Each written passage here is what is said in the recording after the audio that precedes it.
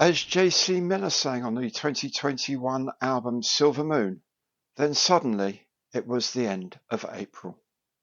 Now, I don't know where the time flies either, but I tell you all I do know is it's Monday Matters right here on Gary's Stuff.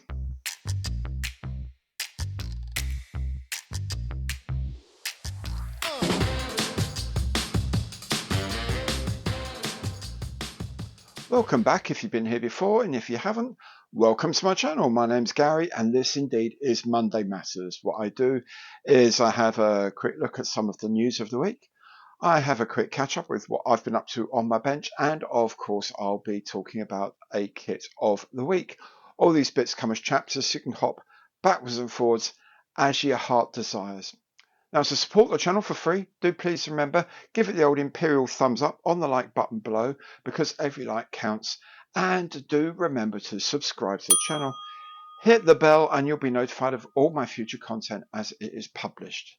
Links to ways in which you can support the channel in a more concrete way are in the information box below.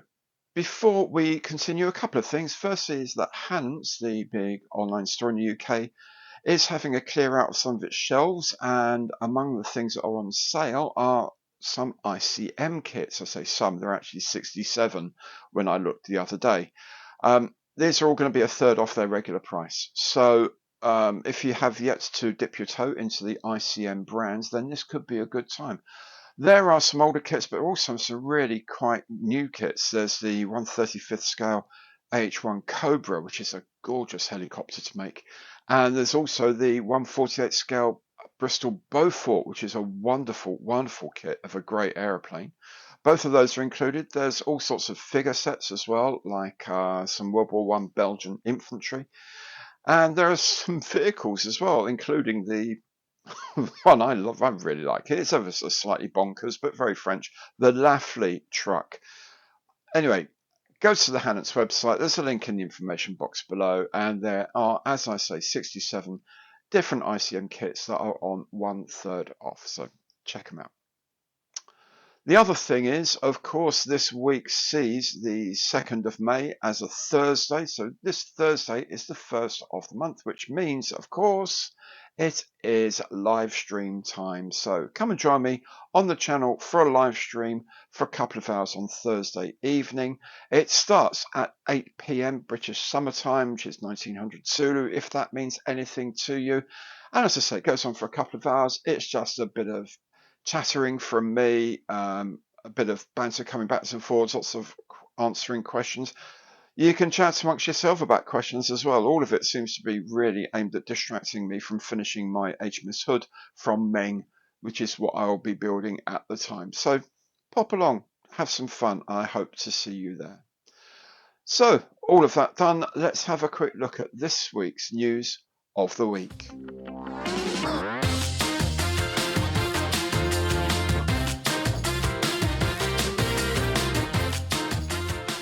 Trumpeter has shown some test frames of its Fairy Battle in 1/48 scale. The plastic looks okay for a test. This is due to hit the shops next year. Trumpeter has also shown test frames for a Fairy Barracuda in 1/48 scale. Do you know, I can't help thinking these are subjects that Airfix should have covered by now. CT Scale Models has you covered if you've got the new Airfix Liberator by releasing a comprehensive set of paint masks. Of course, it includes all of the canopy and all the other windows, but the set includes things such as the propeller tips and supercharger housings. There's even a choice of masks for the tail fin anti-icing boots, depending on whether you're painting them before or after the main colour. This and other sets are available right now on eBay.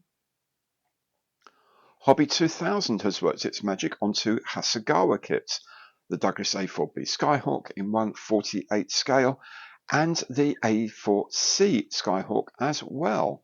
Both feature new decals and new paint masks. Hobby 2000 also has some armor kits coming out. First is this South Korean K9A1 self-propelled howitzer in Polish service in 1/35th scale, a reissue of an Academy kit. Also originating from Academy is their K main battle tank in 1/35 scale. There is a standard kit, but also one with new workable tracks and a metal barrel. Finally, Hobby 2000 have this Abrams main battle tank, a rebox of the 1/35 scale kit from Riffield model. TAKOM has been busy, and not just with their enormous V100 mouse prototype. There is the somewhat bizarre-looking Soviet Object 279 main battle tank in 1/35 scale.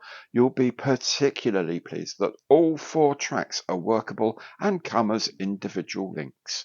The kit includes a figure dressed in full NBC clothing with extra body armour.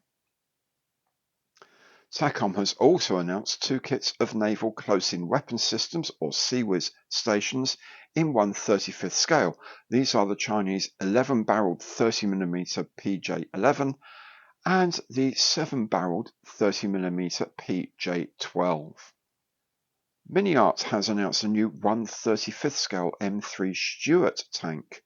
This will come with plenty of photo etch and a pretty impressive looking interior. They also have a new 1/72 scale kit of the Stu 42 version G, again with plenty of bits of photo etch.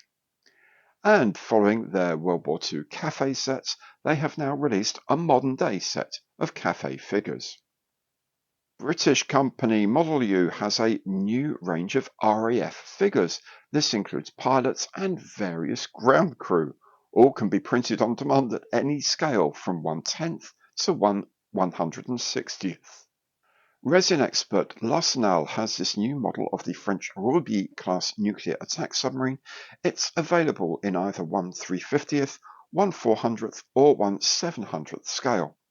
While OKB Grigorov has this new 1/350th scale resin kit of the Swedish Näcken class diesel submarine. And finally, in addition to some nice 1/43rd scale vehicles from the Paris-Dakar Rally, Czech company SPIDA also has a range of science fiction kits based on the late 1970s Czech graphic novels Zbora Mzku, in which there has been a rebellion by superintelligent robots and a war with the humans.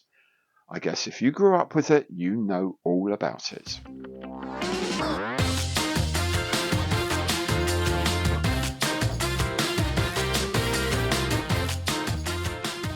On my bench this week, well, I haven't been able to do too much because of family commitments, as you know, all sorts of things like that. However, I did manage to finish and publish a build video of the Airfix 1/72 scale Spitfire PR19 in D-Day colours, one half of the D-Day Duo Airfix Club kit for this year. It's a lovely little kit, went together very well. I no big dramas anywhere along the line, and I think came out quite nicely. The fairly prominent panel lines weren't too much of an issue eventually, especially considering the scale. And the pre-shading seemed to work quite well because it's this sort of monochrome PRU blue color scheme. So I enjoyed that anyway. Another thing I did was the inbox review of the amusing hobby Messerschmitt 262HG3, the what if derivative of the ME262 we are all familiar with. That's a lovely kit, I have to say. The plastic looks amazing. The plastic, it feels good. The moldings are good. I can't wait to start on that. I will be starting that very, very soon. I've also got a set of brand new ammo paints to have a go at as well. So really looking forward to trying those out. Also did a video about the collaboration between Airfix and aviate.com over some branded watches. If you haven't seen that video, have a look at them. They range from like 210 to 330 something pounds, so they're not exactly cheap. They've garnered let's just say a mixed reception among my viewers. They're not my favourite type of watches, to be honest, but they please a lot of people, so that's grand. Whatever. I won't be buying one, but have a check them out anyway. It's just fun to see what Airfix are doing in co-branding. A lot of you say, they should be worrying more about making models than making watches. Well, of course, they're not actually making the watches. I don't think that Chris or Matt or Paramjit or any of the designers, to be frank, had anything to do with any of this. I think it was their branding agency handled it on their behalf with sign off from the bosses. So I don't think Airfix have really lost that much time getting involved with it. It might be successful, it might not, I don't know, but it's different anyway. It's worth a laugh to have a look at it. Anyway. What else has been going on? Well, I've been making the other half of the Airfix D-Day Duo, the Hawker Typhoon 1B. That is very, very nearly finished, so the build video of that will be coming up this week. Of course, the build of the Liberator continues. It's quite a lengthy process building that when you've got a lot of other things on your plate, but it's getting there.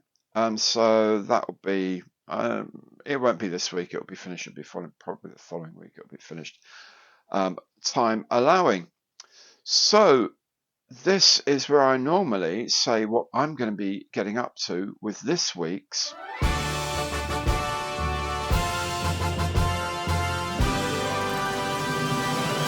Kit of the Week. Now, I'm sad to say there isn't going to be a Kit of the Week this week specifically. That's because I have far too many projects on the go at the moment, but I also have far too much to do this week with family, with inheritance tax and probate and selling a house. And towards the end of the week, actually receiving my father's ashes back and then planning with my sister what we're going to do with them. So because of that, I really can't say that I can do a Kit of the Week this week. And I do hope you'll forgive me for it. But you know what? This will pass soon and we'll be back to normal before too long. And I'll be chucking in bits and pieces as I do. There may be some build videos and maybe some other videos coming up. Do keep an eye on the channel. Best way to know when they are coming up is to make sure you've subscribed and hit that bell, and you'll get a little notification when everything turns up. And of course, anything you do like on my channel, give it the old imperial thumbs up on the like button below there, because every like does count. Thank you very much for joining me today. Hope to see you on the channel very soon. Take good care now, and goodbye.